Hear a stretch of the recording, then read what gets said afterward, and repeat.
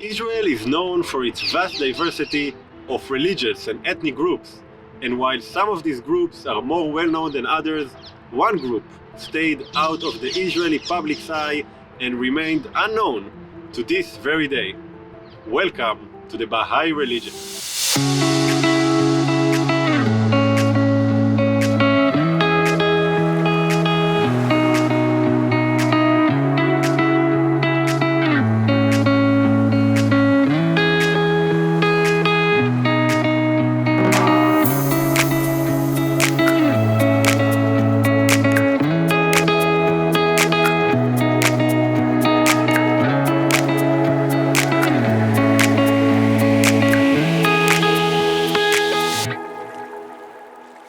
I'm standing right now in the Baha'i Gardens, one of Israel's must-see for every Israeli or tourist. I came here because I was inspired to check what's the story behind this amazing religion, try and unfold it, and try to really understand the story behind the Baha'i people and the Baha'i culture. So I want to introduce to you Jamil, who is standing right next to me. Nice to meet you, Jamil. Nice to meet you. How are you? Very good, thank you. Who are the Baha'i people? The Baha'i faith is a religion that is founded by Baha'u'llah, and he's a prophet founder of the Baha'i faith, and his teaching basically it's about unity, the oneness of mankind, the oneness of humanity, and that man is essentially noble, in nature, and that the equality, for example, of a right between women and men, and universal education for. That's already pretty impressive, because one of the boldest things about religions today is that each religion kind of says, I'm the only religion, and my truth is the truth. When I came here last week, I realized that it's not your message at all here. Right? It's exactly more universal. The Baha'is basically accept all the manifestations of God, that's how they call, and by manifestations of God, I mean Buddha, I mean Krishna, I mean Zoroaster, I mean Moses, I mean Jesus Christ and Muhammad. And the Baha'is also recognize the Bab, who is the prophet herald of the Baha'i faith, and Baha'u'llah to be also manifestations of God. Okay. Yeah. You want to take a walk? Yeah, sure. Let's have a little walk in the garden. So here's a brief recap of what Jamil said. During the 19th century in Iran, a man called the Bab envisioned that God will soon send a prophet just like Muhammad and Moses.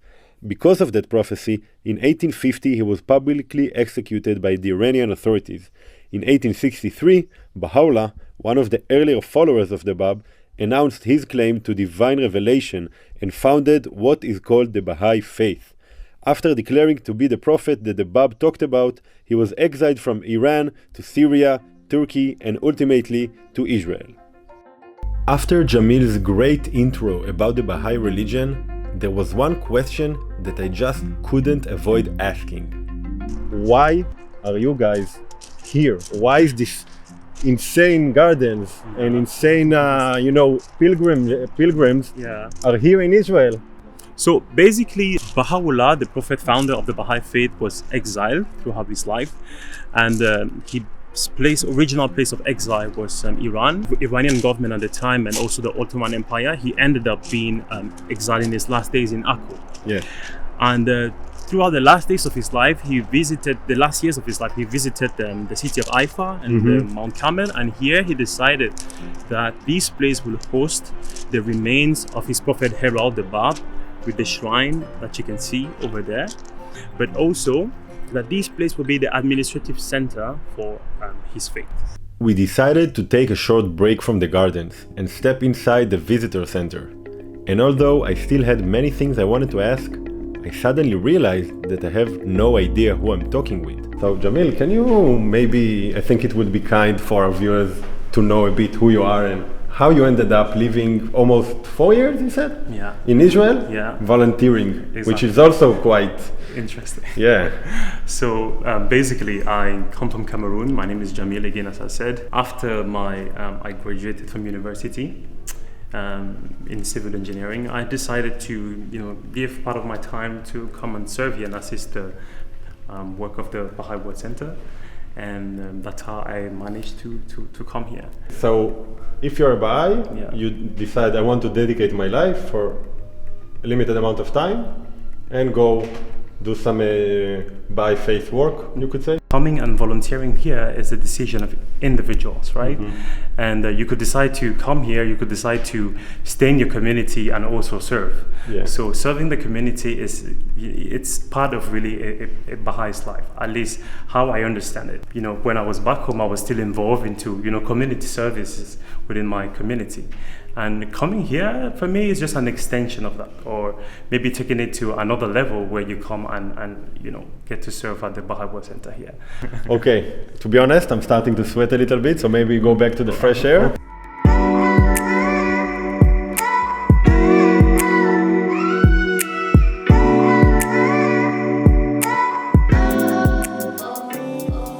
So we were just on the way to the biggest shrine, which we're gonna go see very soon.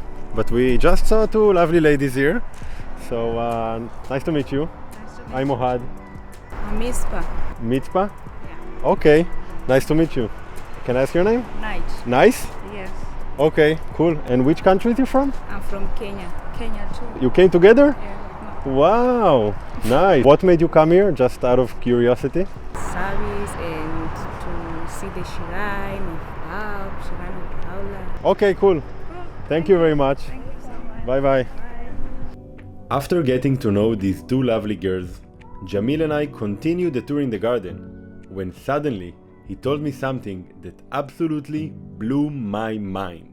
So basically, another core teaching of the Baha'i faith is the harmony between science and religion. Wow. And then science and religion are both two faces, you know, of the same reality. So- Wait, we have to stop one moment, and I have to tell you that I'm shocked. I'm seriously shocked, because in any other discussion, science and religion won't be said in the same sentence. I found it fascinating, Yeah. seriously, because it's putting the ego aside.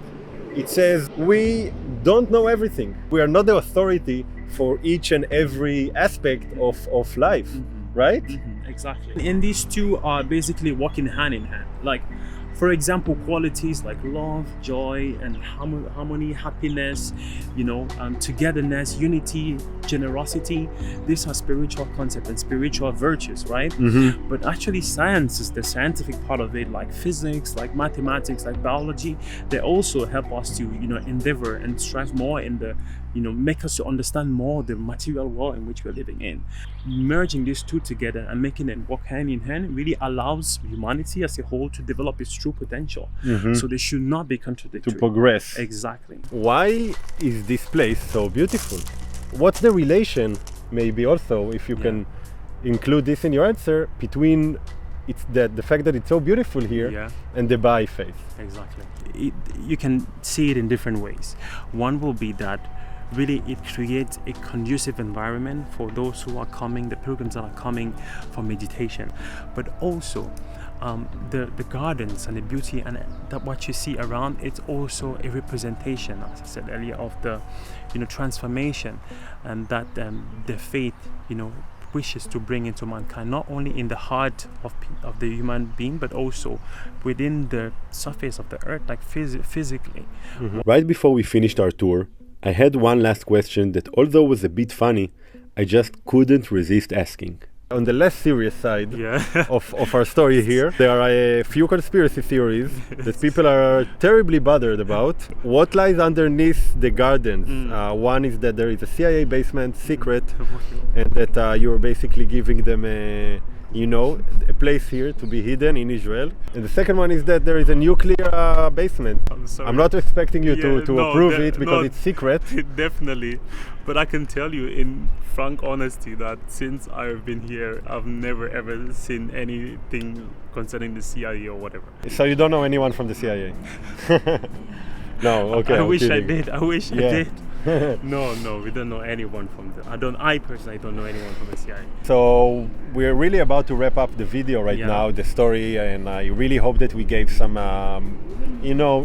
interesting information for people. We made them a bit more knowledgeable and familiar. But I want to try and end on a more practical note, in case someone was really inspired by the Baha'i story, which direction he should go in case he wants to explore this area more. Maybe at one day decide if he wants to become a Baha'i. I think so far we have the website known as Gan Baha'i website, and on that website basically if you go you will find all the information that you need, and if you have even more questions I think there are contact details there that you could use to contact and then you will definitely have be in touch with someone that will answer your question or your needs. Here, because there's no really local structure here that administer it, it's not possible to have it recording. But if you want to practice the teachings of the Baha'i faith, really I think it's between you and your heart. So, up to you. Yeah, it's really I love that about the religion. And anyone could practice. So Jamil, I think that here we say goodbye. Here we say goodbye. It was really a pleasure for me to accompany you throughout your visit. Thank you very much. You're welcome to come here anytime. And if you have more questions, me and they also welcome, right? They're all welcome to come. You guys are all welcome to come and visit anytime. Okay. Yeah, exactly. Thank you. So thank you very much, Ohad. Have a good one. You too. Getting to know the Baha'i people and their faith absolutely blew my mind. But it also made me wonder, what other things in life we take for granted or not give enough focus to that can also blow our mind? This visit here definitely encouraged me to keep explore and try and discover amazing things that are just waiting for our attention. This is it, guys. Thank you very much for watching, and I'll see you in the next video.